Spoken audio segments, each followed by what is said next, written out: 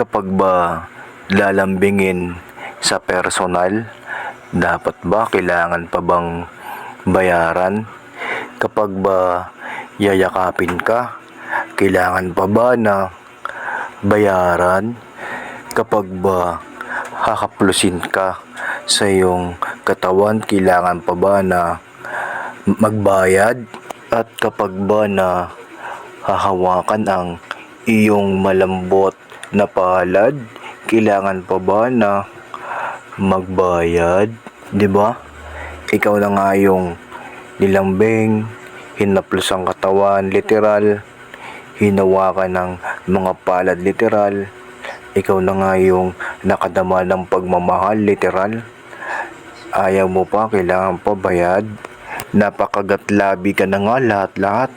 Ayaw mo pa, kailangan pa bayad.